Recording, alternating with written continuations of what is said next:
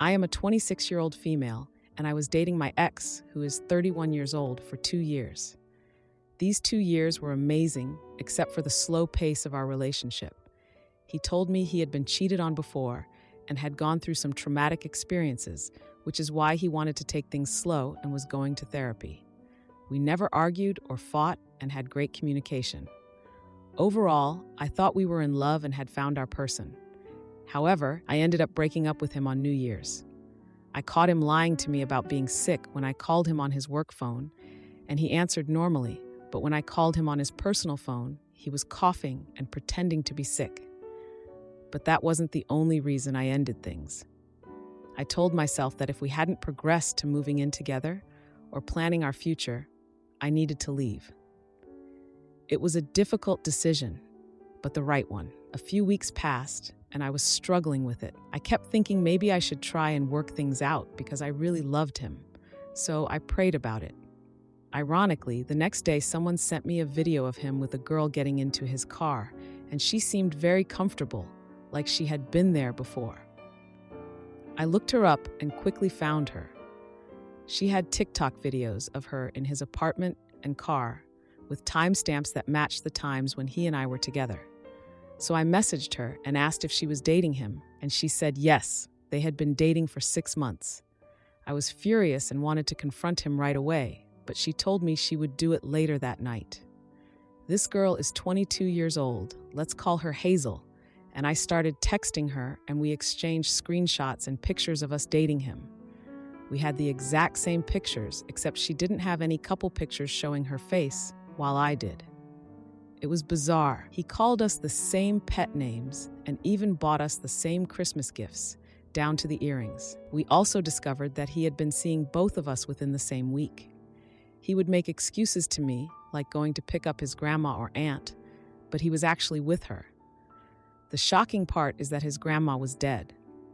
That night, Hazel confronted him, and at first, he claimed he had no idea who I was until she showed him the pictures and his face turned pale. According to what Hazel told me, B said our entire 2-year relationship was never serious and that he never saw a future with me. He belittled our relationship, and the messages she read to him contradicted his statements. But he continued to downplay everything. He said he only met my mom because he felt like he had to, and the same goes for talking about marriage or saying, "I love you." The icing on the cake was when Hazel asked him why he didn't break up with me if he was so serious with her. B told her he thought I was suicidal, which is ridiculous because I had expressed to him that we should live life to the fullest after a close friend of mine passed away young. As I was talking to Hazel, I started to realize that she was somewhat believing him. She interrogated me, asking if I said "I love you" first and if we went on trips together. I was amazed at how much he had manipulated her. B told Hazel that he was in a 6-year relationship while dating me, and he only really dated me for about 5 months. I was shocked. My hands were literally shaking because I never thought B would do this to me. I remembered all the times he said he would never hurt me and how much he loved me. We had planned our future together, including weddings and taking his last name. I trusted him with my life, and now my heart was pounding, but I couldn't even shed a tear. I had given him multiple opportunities to end our relationship, but he always fought to keep it going. On our second date, I had told him that if he didn't see us being serious, we should go our separate ways. We still don't know who the other woman is, but he told both of us the same story, that she said some crazy things about his family.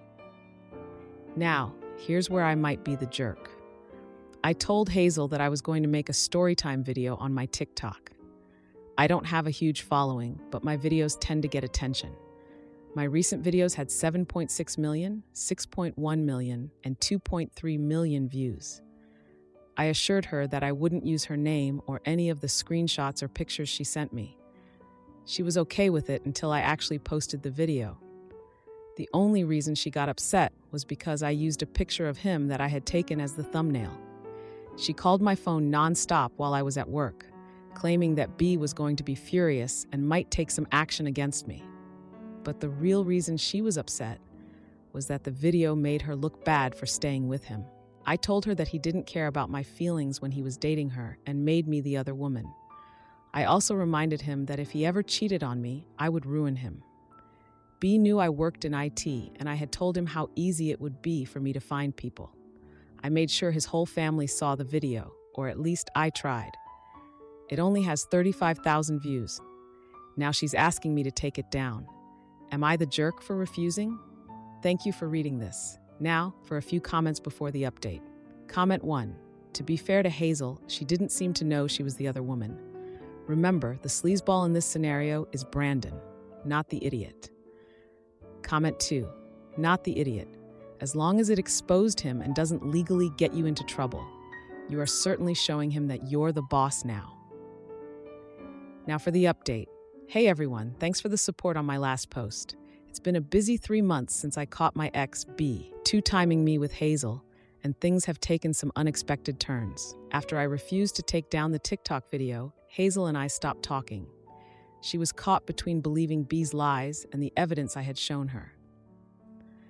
I guess love really does blind you sometimes. Meanwhile, B was blowing up my phone with apologies, begging me to meet up and talk things through. I ignored him, but deep down, part of me wanted to hear what he had to say. I guess I was still holding on to the good memories from our 2 years together. One day, I caved and agreed to meet B for coffee. It was a mistake. He spun a story about how he was confused and scared because of his past relationships. He said he loved me, but was afraid of commitment. I almost believed him until he slipped up and mentioned a trip he took with Hazel that he had previously told me was a solo business trip. That's when I knew he hadn't changed. But here's the twist. During our conversation, B's phone kept buzzing. He tried to ignore it, but I saw a name flash across the screen that made my blood run cold. It was the name of my best friend from college, someone I hadn't spoken to in a while. I confronted him right there, and after some dodging, he admitted that he had been seeing her too, even before Hazel came into the picture. I felt like I was in some bad movie, where the plot just keeps getting thicker. I left the coffee shop feeling like I was in a daze. I reached out to my old friend, and after a long, emotional conversation, we pieced together that B had been manipulating us both. She had no idea about me or Hazel. We were all just characters in his twisted game. My friend was devastated, and I was furious. We both decided to cut B out of our lives for good. In the midst of all this, I started focusing on myself. I threw myself into work and even got a promotion, which felt amazing. I also started going to therapy to work through the betrayal and trust issues B left me with. It was hard, but I was making progress.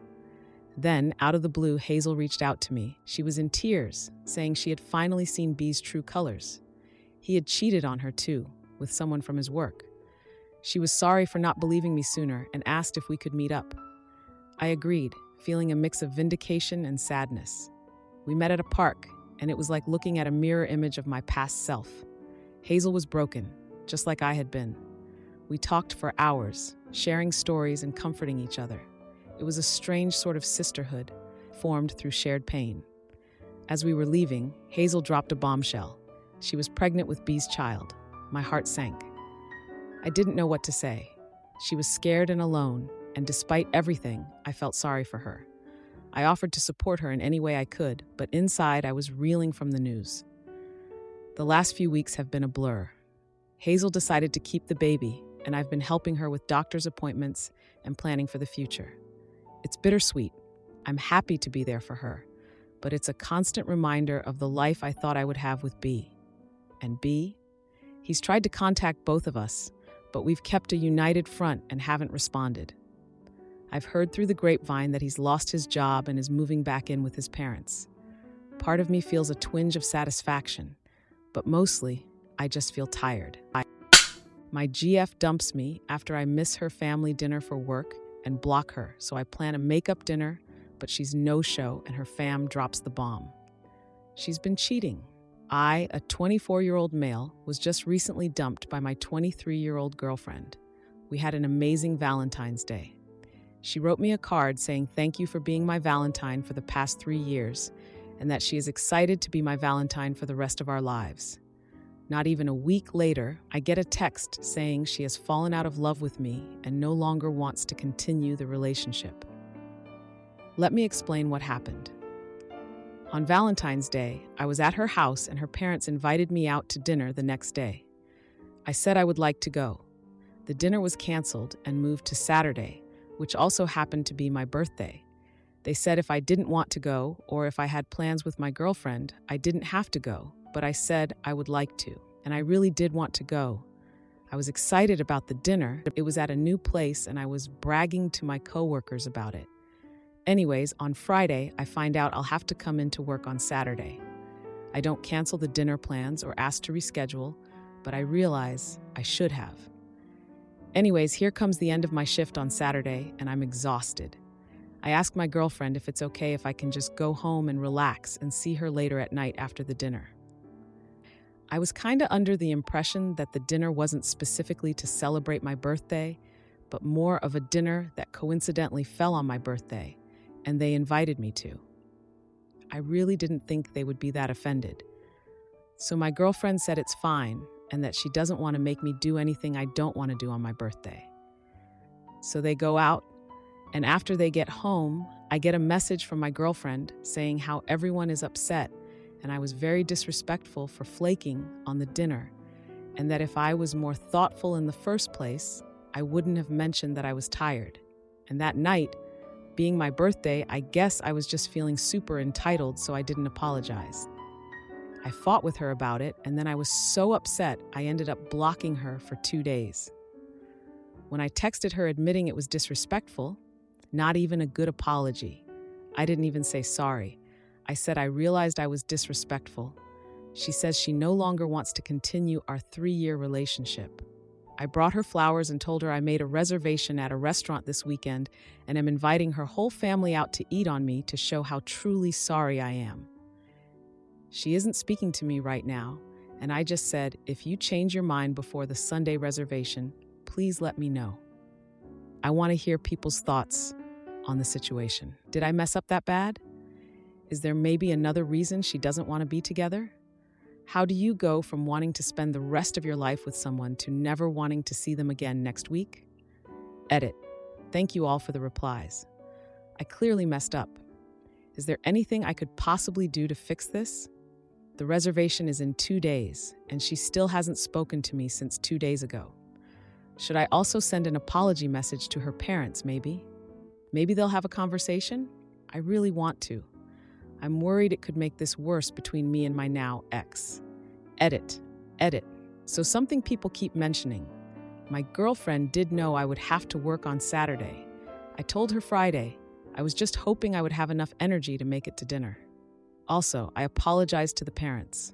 I got them roses and wrote them a card with 2 paragraphs, one in English and one in their native language, sincerely apologizing to them. I also wrote a letter to my ex saying how sorry I was for blocking her, and I realized how terrible it would feel if she did that to me, and that I have truly matured from this period.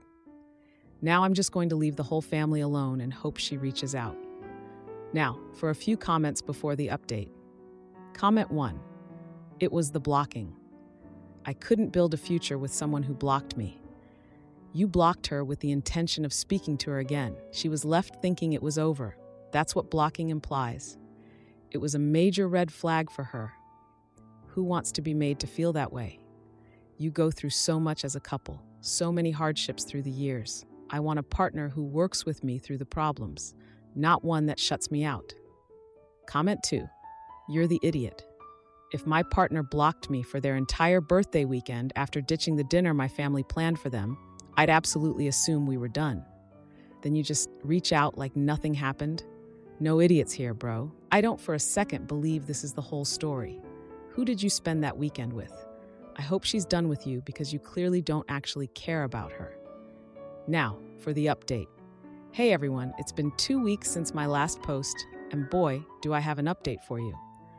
After my girlfriend dumped me, things took a turn that I never expected. So the reservation I made for the dinner with her family, it happened, but not the way I planned.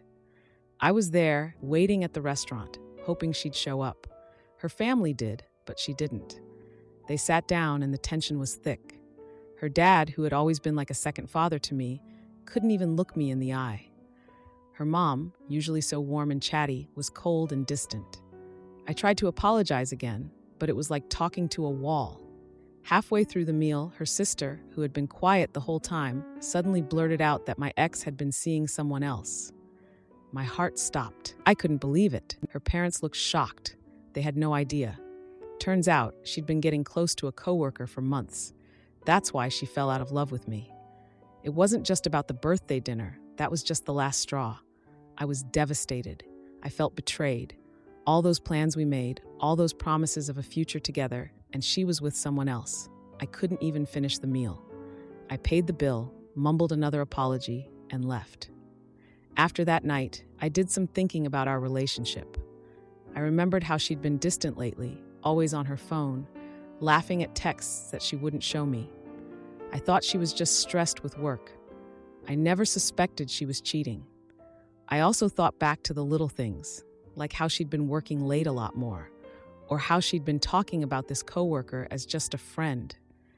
I guess I was too caught up in my own world to see the signs.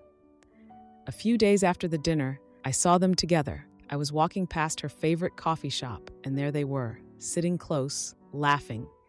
It was like a punch to the gut. I wanted to confront them, but what was the point?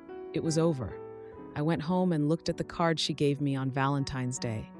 "Excited to be your Valentine for the rest of our lives," it said. I couldn't help but laugh at the irony. I threw it away. I've been trying to keep busy, working extra hours, hanging out with friends, but it's hard. Everywhere I go, I'm reminded of her. We used to go to the movies every Friday night, and now I can't even think about stepping into a theater. My friends have been great, though. They've been dragging me out, trying to cheer me up.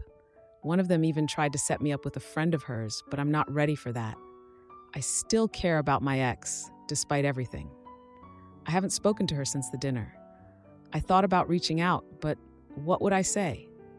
"Hey, I know you cheated on me, but I miss you." No way. I have some pride left. I did bump into her sister at the grocery store last week. She apologized for dropping the bomb at the dinner. She said she thought I deserved to know the truth. I thanked her, but I couldn't help feeling angry.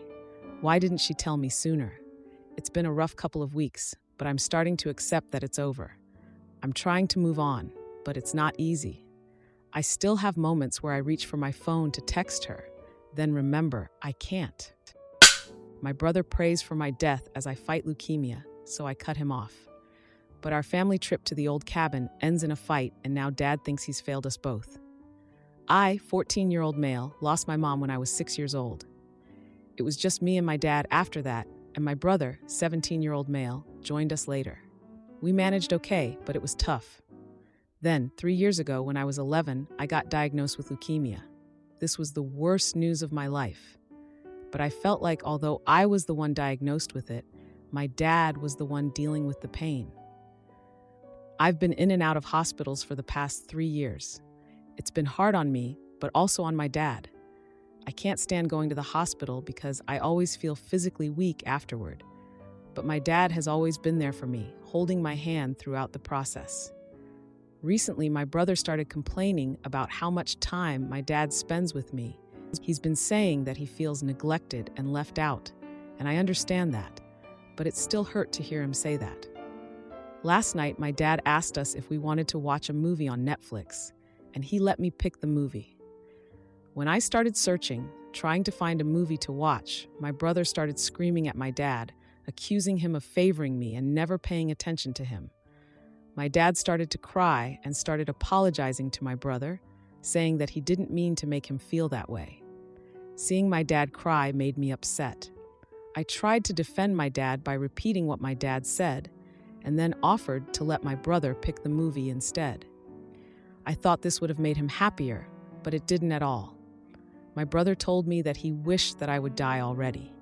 This caught me off guard, and then he started repeating it, saying that he had been praying that I would die. Hearing him say that honestly brought me to tears. I always thought that my brother and I were close, but him saying that he had practically been praying that I would die was too much. I went to my room after my brother said that, while my dad and brother started to yell at each other. Later that night, my dad came into my room trying to comfort me while I was still crying, and he apologized for what my brother said. He then started apologizing for putting me in that position. Today, around 1 o'clock in the afternoon, my brother came into my room crying and apologizing for what he said. He told me that he regretted everything he said, but didn't mean it. I told my brother that I didn't care about his apology and I simply don't want it.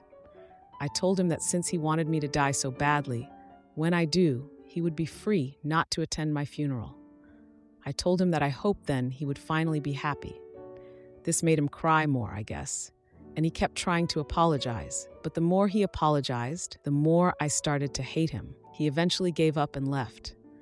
I'm assuming my dad and brother talked because my dad came into my room about 30 minutes ago, urging me to forgive my brother. My dad started blaming himself, saying that he caused my brother to act like that and I shouldn't take it out on him. He said that he didn't pay attention to how he was treating my brother and that he was sorry.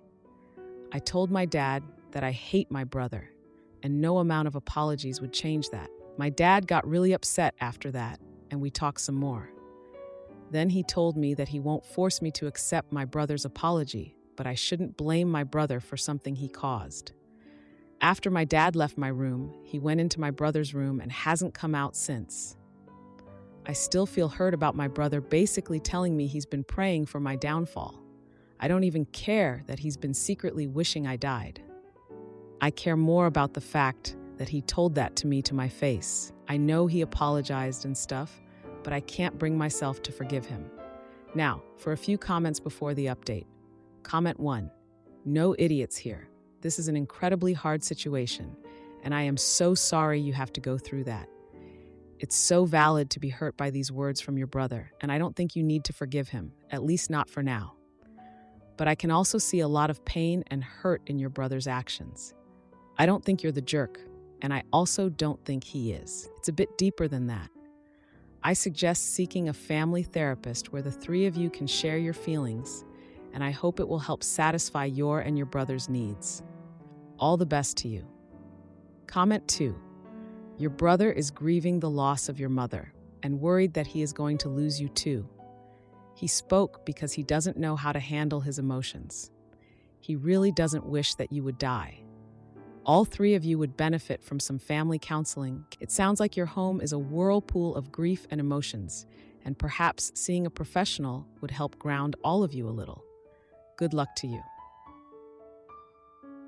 Now for the update. Hey guys, it's been 2 weeks since my last post, and a lot has happened. I wish I could say things got better, but they didn't. My brother and I haven't spoken since our last confrontation, and the tension in the house is thicker than ever. My dad has been trying to mend things between us, but it's just not working. He's been taking my brother out for some one-on-one time, hoping to make up for what he feels is lost time. But every time they come back, my brother just locks himself in his room, and my dad looks more defeated than ever. The other day, I overheard my dad on the phone with my aunt, talking about how he's struggling to keep the family together. He mentioned something about feeling like he's failing both of his sons, and it broke my heart to hear him say that. I wanted to go to him and tell him it's not his fault, but I just couldn't bring myself to face him after everything. Then there was this incident that really shook me. I was in the kitchen getting some water when I heard my brother's voice from his room. He was on a call with one of his friends and he didn't know I was there. He was talking about me, saying how he couldn't stand the sight of me and how he wished things would just go back to normal. I felt like I'd been punched in the gut. I never knew he felt that way about me, and it hurt more than I can describe. I remember when we were younger, before I got sick, we used to be inseparable. We'd play video games together, ride our bikes around the neighborhood, and he'd always have my back at school. But now, it's like I don't even recognize him anymore. Just when I thought things couldn't get any worse, they did. Last weekend, my dad decided to take us on a surprise trip to our old family cabin, thinking it might help us bond again. It was a place full of memories, where we spent our summers fishing and swimming, but the trip turned out to be a disaster. The first night there, my brother and I got into a huge fight. He accused me of ruining his life, saying that ever since I got sick, everything has been about me. I tried to stay calm, but I couldn't help it. I yelled back, telling him how selfish he was being. My dad had to step in and separate us. That night, I could hear my brother crying through the walls of the cabin, and for the first time in a long time, I felt a pang of guilt. The next day, my dad sat us down and tried to talk things through. He shared stories about when he was our age, about the fights he had with his own brother, and how they eventually worked through their issues. He told us that family is the most important thing and that we needed to stick together, especially now. But my brother just stormed off, and I was left sitting there, feeling more alone than ever. Since we've been back from the cabin, my brother has been avoiding me even more. He barely comes out of his room, and when he does, he doesn't say a word to me. It's like I'm living with a stranger. And then, just yesterday, I found out that my brother has been skipping school. My dad got a call from the principal, and he was furious. When he confronted my brother about it, my brother just shrugged and said nothing mattered anymore. It was like he'd given up on everything, and I couldn't help but feel responsible. I've been thinking a lot about what my brother said, about how he's been praying for me to die. It's been haunting me, and I can't shake the feeling that maybe, deep down, he really meant it. I know he's apologized, but the words he said can't be taken back, and they've changed everything. If you liked this video, you'll probably like these too. Also, while you're here, please consider subscribing. It's your support that keeps this channel alive and allows me to make better and longer videos. Have a great day.